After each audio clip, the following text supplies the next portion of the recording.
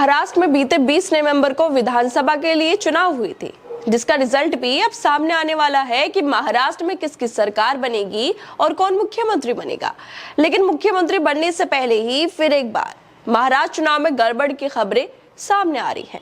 चुनाव से एक दिन पहले बीजेपी के नेता पर पैसे बांटने के आरोप लगे थे। दूसरे नेता के यहां से 2 करोड़ रुपए भी मिले थे। लेकिन अब चुनाव होने के बाद बीजेपी के लोगों पर जबरदस्ती आधी रात को स्ट्रांग रूम में घुसने के आरोप लग रहे हैं, जहां पर ईवीएम रखी हुई थी। बीजेपी के कार्यकर्ता आखिरकार स्ट्रांग रूम में घुसकर क्या करना चाहते थे? क्या ईवीएम बदलने की ये कोई साजिश थी? आखिर चुनावी रिजल्ट से पहले कैसे किसी पार्टी का कार्यकर्ता स्ट्रांग रूम में घुस सकता है जहां पर ईवीएम रखी हो? अभी लोग बीजेपी के कार्यकर्ताओं की इसी हरकतों पर बात ही कर रहे थे कि एक और बड़ी खबर सामने आ गई है, जो और भी चौंकाने वाली है कि कैसे महाराष्ट्र में वोट प्रतिशत में घपला किया जा रहा है। कैसे वोटिंग खत्म होने के बाद कैसे वोट प्रतिशत बढ़ गया है। रातों रात मतदान प्रतिशत बढ़ गया है, जिस पर लगातार सोशल मीडिया पर सवाल उठाए जा रहे हैं और बीजेपी के ऊपर निशाना साधा जा रहा है। दरअसल महाराष्ट्र में विधानसभा के चुनाव तो हो गए हैं, लेकिन हर बार की तरह इस बार भी चुनावी प्रक्रिया पर सवाल उठाए जा रहे हैं। बीजेपी के कार्यकर्ताओं पर आरोप लगाए जा रहे हैं और ये आरोप कोई और नहीं बल्कि एनसीपी शरद पवार पार्टी के नेता रोहित पवार लगा रहे हैं।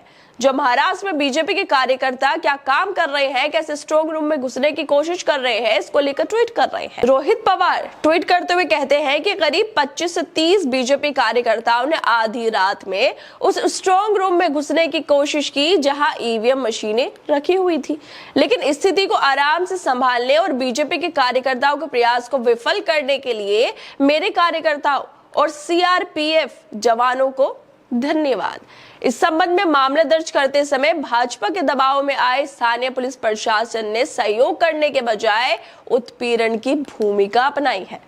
चुनाव आयोग को इस पर उचित संज्ञान लेना चाहिए।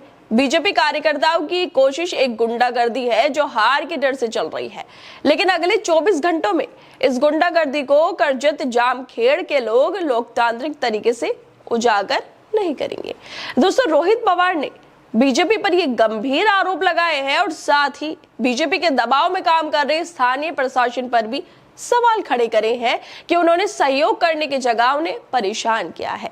जल्द ही महाराष्ट्र में रिजल्ट घोषित कर दिए जाएंगे। कितने उम्मीदवारों का भविष्य स्ट्रांग रूम में बंद है, लेकिन रोहित पवार आरोप लगा रहे हैं कि इन्हीं स्ट्रांग रूम में घुसने की कोशिश बीजेपी वाले कर रहे हैं, जहां पर ईवीएम रखी थी।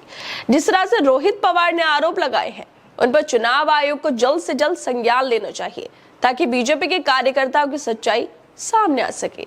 रोहित पवार के आरोप से अभी तक लोग बाहर नहीं निकले थे कि राइटर राजू पार्लेकर ने ट्विटर पर एक बड़ा खुलासा कर दिया है, जो दिखाता है कि क्या वाकई महाराष्ट्र के चुनाव में भी गड़बड़ी हो गई है। राजू पार्लेकर ने ट्वीट करते हुए एक तस्वीर शेयर की है, जो वोटर टर्नआउट ऐप की है, जिसमें देखा जा सकता है कि महाराष्ट्र में कुल मतदान 65.11% हुआ था, लेकिन ये बढ़कर अब 67.5% हो गया है। आखिर कैसे रातों रात मतदान बढ़ गया है? ये जो मतदान प्रतिशत बढ़ा है, ये कहां से आया है? राजू पार्लेकर इस तस्वीर को शेयर करते हुए लिखते हैं कि वोटर टर्नआउट ऐप के अनुसार कल रात महाराष्ट्र में कुल मतदान 65.11% से बढ़कर 67.5 हो गया है। वोटों में 0.94% की वृद्धि का कोई स्पष्टीकरण। ये बेहद गंभीर मुद्दा है कि 0.94% जो मतदान है वो कैसे और कहां से आया है।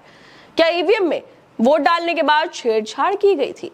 आखिर कैसे फाइनल मतदान के बाद भी मतदान प्रतिशत बढ़ रहा है? ये बेहद गंभीर मुद्दा है, जिस पर सोए हुए चुनाव आयोग को जल्द से जल्द कार्रवाई करनी चाहिए।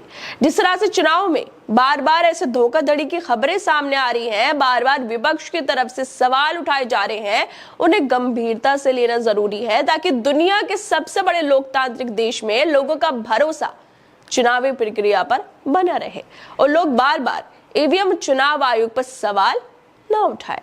खैर दोस्तों, आप लोगों को क्या लगता है इस वीडियो को लेकर? हमें अपनी राय जरूर दें और बाकी तमाम खबरों को देखने के लिए जुड़े रहिए हमारे साथ।